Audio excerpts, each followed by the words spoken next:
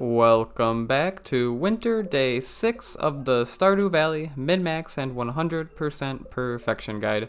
We will be journeying to Ginger Island today, having a lucrative volcano run, and making some more use out of the forge, and collecting some more golden walnuts along the way. Last time we did pass out at Ginger Island, but as you can see, we have woken up here at the main farm rather than the island hut where you would normally wake up after sleeping or passing out on the island.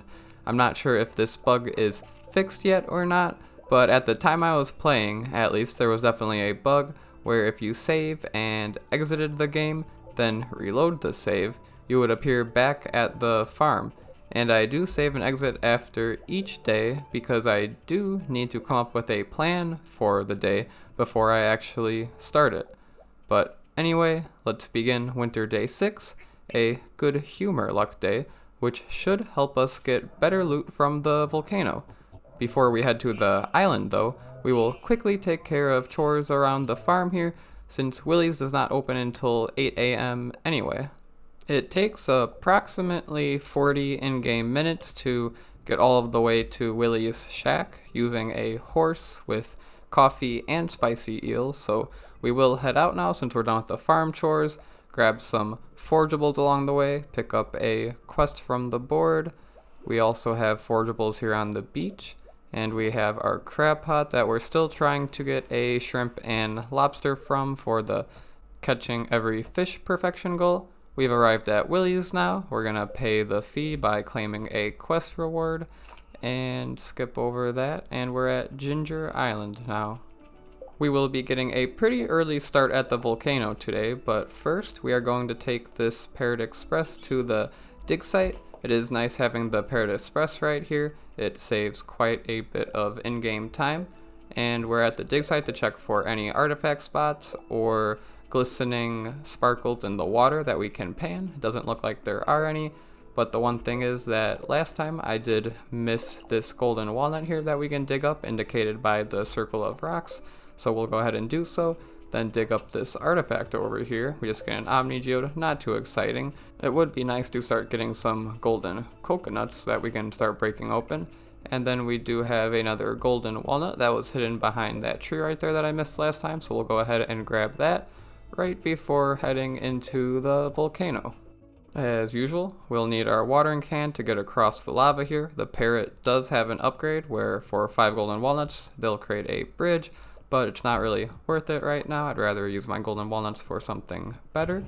And for this run here, unlike last time where we just rushed up very quickly, we are going to take our time to slay all of the magma sprites, mainly for the cinder shards, but also there is a monster slayer eradication goal that we'll need to complete eventually for those. And the other enemies as well, we'll not care about them as much, but they are still okay to slay if they're on our path. You will see we have a common chest here that we will open after we slay these enemies. I am low on health, so I have to do a quick cave carrot eating session, and then we can open this chest and get a soul sapper ring. I will not be using that, not very useful in my opinion. And since last time we did get that hot Java ring, I will be swapping my rings out. I'll be using the Luck Plus Iridium Band in most circumstances, but right before I slay an enemy, I'll try to switch to the hot Java ring. That way I can get a chance at coffee and triple shot from enemy drops. And the ring's effects are very noticeable. There is a 1 out of 4 chance you'll get a coffee, and a 1 out of 10 chance you can get a triple shot. So that does add up very quickly, and we'll end up getting quite a bit of coffee from enemies. That is, of course, if we actually have the ring equipped, so we have to remember to ring swap it if we want to reap those benefits. And what I usually seem to be doing here is just keeping it equipped whenever I am fighting enemies. We could argue equipping the Iridium Band for the 10% damage boost when hitting enemies, but it is hard to keep track of how much damage you deal and when the enemies are actually about to be slayed, because you could get critical hits and the damage you deal each swing can be different. So generally I think it's safer to just have the slaying rings equipped. That includes the burglar ring, napalm ring if there's rocks nearby, and the hot java ring. And then when I'm mining rocks or blowing up rocks or moving from floor to floor, then I'll try to go back to the luck ring plus iridium band. I can also switch to the iridium band if I want to have more item pickups, like say I blow up a bunch of rocks and then I pause it, then equip the iridium band. You can pick up items while you're paused, so it could come in use in that situation, although those situations can be kind of rare. We have now made it to the 5th floor halfway point, and I went ahead and sold some iridium bars to buy the island warp totem recipe, and then I'm just going to sell some of the gems I got because we need some more inventory space here, and I'll probably end up trashing them anyways if I didn't sell them. And we will fill up our watering can here before we head up, smash the crates always when there are some, and then we can head up. On this floor here, we can already see the stairs to the next floor. We would have to take the long way around if we didn't have our watering can, so with the watering can we can just travel across here.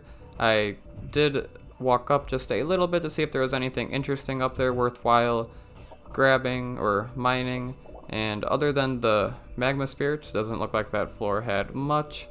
And same with this floor, not too appealing. There are some ore nodes and an iridium node, but we really aren't focused on those. We want cinder shards because getting more cinder shards will allow us to enchant all of our tools, combine more rings. Once we get more rings, once we get another luck ring, I can make another iridium band, combine those, and we can get double luck going, so that'll be nice whenever we can get around to that. The hard part is just getting another luck ring, of course. And now it looks like we've already made it to floor 9, which is the final floor of the volcano. Floor 8 was very fast. It was just kind of a straight shot, so we're already up here. It's a bit unfortunate we didn't get more ores and cinder shards and whatnot, but that's okay. We are starting to get a bit full on the inventory here, so I will open this journal scrap, and it looks like we get one of the diary entries, which aren't really useful. That's just more of a lore thing. But anyways, we can see on this floor we have a rare chest, so that's always nice to get the rare drops. There is a button down here, so we'll see if that opens the gate, and it does open the way to the rare chest. But before we go ahead and see what that contains, I need to heal up, slay the magma spirit, and mine all of these rocks to see what's up here. There are some crates, so the crates are always nice to burst open. As you can see, I got a golden walnut, and then those dwarf robots can drop gems, so they're not the most exciting thing, but we might as well still slay them. Up here there is a button that will unlock the tiger slime room. As you can see, I'm just kind of tanking my way through the traps. I'm not really concerned about the damage it deals. And we will pick up that rare chest, and we just get 10 cinder shards, so really not an exciting drop from that. Oh well, that's okay. And now that we have unlocked this room, we can slay the tiger slimes here, just because they are clustered together, so it will take a very short time, as you saw there, to slay them and get their drops. And now that we've done that, we can head up to the forge. We are going to be doing quite a bit of enchanting today. I only have the 1 prismatic shard on me right now, but that's okay because there are 10 more in the island chest that we can go access pretty easily. But since we are here already and have 1 prismatic shard, I will start by enchanting my watering can. And we do get the bottomless enchantment. And you might ask, why would I enchant my watering can of all things? That is because I am using Mousy Pound's Predictor tool to see what enchants I will be getting, and it is dependent on the order in which you enchant things in, just like the Geode Predictor. So I did have to get the watering can out of the way first before I can enchant something better, like the hoe or the axe or my sword.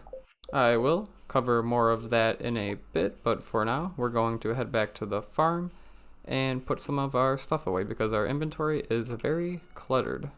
And the main reason we came back to the farm was for a prismatic shard to do an additional enchantment, and I will also grab 2 emeralds and a ruby, which we can use for damage and speed modifiers for our hammer. And then I'll also grab the fossils if I decide to pass by the tent to drop those off. And while we're here at the farm, we can plant some of those taru tubers that we got from the volcano. So I will clear some land. We don't have to water it or anything, as they are like the rice shoots. They just grow without needing to be watered when placed near the river. I will do one last inventory management here before heading back up to the volcano, where we will do some more enchanting at the forge. So the next item we will enchant is the axe, because I can get the swift enchantment on the axe, which again at the time I really liked the swift enchantments. I don't know if they're the best enchantments right now, but at the time I really liked them, so that's what I went for. So we will go ahead and use a prismatic shard and 20 cinder shards on that. And the next thing is our galaxy hammer. Of course it would be nice to get the artful bonus on this, but we can't actually get that until iteration number 7, and I'll pop up the predictor right now so you can see that. So we will have to wait on that, so for now we'll just use the emeralds to increase the speed and hold off on the ruby for now, which would increase the damage. But at the time, I must have not been exactly sure if I wanted to use a ruby or not, or just save the cinder shards for something else. But anyways, we are going back into the volcano for some reason, even though I don't think the floors reset every time you leave, so there was really no point. I realized that quick and exited the volcano. I'm going to talk to Leo. We don't have a gift for him, unfortunately. But we will make our way back down to the island farm, and on our way there is a golden walnut right here that we missed, so we'll go ahead and collect that. And we are at a total of 11 golden walnuts, and that island trader upgrade only costs 10, so we could get that if we wanted.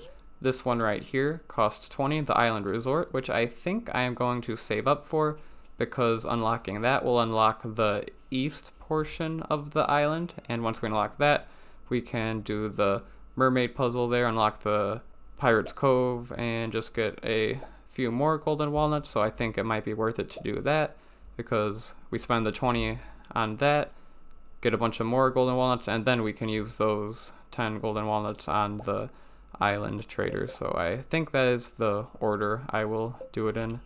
But anyways, there's not much more to do on the island right now, so we will head back to the farm. And as you can see, I'm trying to bring as much stuff from the chest as I can fit in my inventory back, whatever I think will be more useful here at the farm. But anyways, if you did notice in the morning, a bunch of our trees are ready, the ones we use with the tree fertilizer, so we are going to harvest those, but of course we want some foraging buff to get in additional wood. So the best thing we can craft right now is the survival burger. So we will grab some cave carrots and eggplant for those, and we can craft some bread here in the kitchen, and of course turn the coffee into triple shot while we're at it. And then we can get 5 survival burgers, which will give us a +3 foraging buff, and the extra wood does add up, so I do think it is definitely worth it if you're chopping down a bunch of trees at once. Before we head over to the trees, we're going to quickly cycle some of the machinery here, and then we will get chopping to the trees. And what I would like to show off right here is the swift enchantment, which increases the axe swing speed by 33%. I do think it is quite noticeable. Just look how fast the trees are getting chopped down. So I do think it was worth it at the time, because I wasn't using animation canceling or anything. If you use animation canceling, it kind of negates the bonus of the swift enchantment, and probably powerful would be better, which I think fells the tree in 1 hit and then another hit for the stump, so it's effectively 2 hits instead of 3 hits, which is about the same overall effect as the swift enchantment anyway, but combined with a animation canceling I think would be very powerful. But anyways, while we finish up the day here chopping trees and replanting them with fertilizer again, I will talk a bit more about the Volcano Forge enchantments, and we'll take a look at the Predictor for my save seed. I do understand that the enchantment predictor is a little more complex than the others, and that is mainly because for each enchant you are given two options to what the enchantment will result in. At first look, we have been always receiving the first enchantment option because our tools have not been enchanted yet, and therefore will always receive the first option. For instance, we got Swift on the pickaxe, Bottomless on the watering can, and Swift on the axe because all of our tools had no enchantment placed on them yet. The system gets a little more complex when the tool already has an enchantment, and you can re-enchant it for a new enchantment. Basically, the easiest way to know what you will receive is hovering over the three dots to pull up a temporary window that will display what enchantment you will receive dependent on what current enchantment your tool has. For instance, let's take a look at iteration number 4 and what would happen if we re-enchanted our axe. Since our axe already has the Swift enchantment, you can see we will receive the shaving enchantment. Then let's look at iteration number 5, and you'll see if we have the Swift enchantment already, we would receive the efficient enchantment. Due to how this system works, it takes careful planning to try to get every enchantment you want on your tools in the least amount of enchantment iterations as possible, and the predictor definitely helps a lot in planning for that. I hope my explanation helps if you are not familiar with the enchantment system, but I also wanted to keep it very brief because I'm sure many of you are already familiar with it. I could always make a separate video guide on enchantments and the predictor specific to enchanting if enough people were interested. But anyway, we are now nearing the end of this day, and we have finished tending to our tree farm trees. We have also received nearly a stack of wood from chopping those trees, which we will make good use of turning into kegs. And we replanted these trees with even more tree seeds, with tree fertilizer again of course, so they will grow in the winter and quickly. After this, we will get organized and put some more cheese in our cellar casks since those are finished aging. And then this will bring us to the end of this video. Next time, we will visit Ginger Island again, and we will be unlocking the Island Resort, which will allow NPCs to visit, but more importantly, unlock the east portion of the island and the Pirate's Cove. If you are looking forward to this, please consider subscribing, and feel free to leave a comment. Perhaps let me know what your favorite enchantments on your tools are, or what you think are the best enchantments. Also, let me know if you utilize the enchantment predictor in your game, or if you are not as familiar with it, and if you would be interested in a video guide going more in depth on enchantments and the predictor with it. And as always, thank you for watching, and goodbye.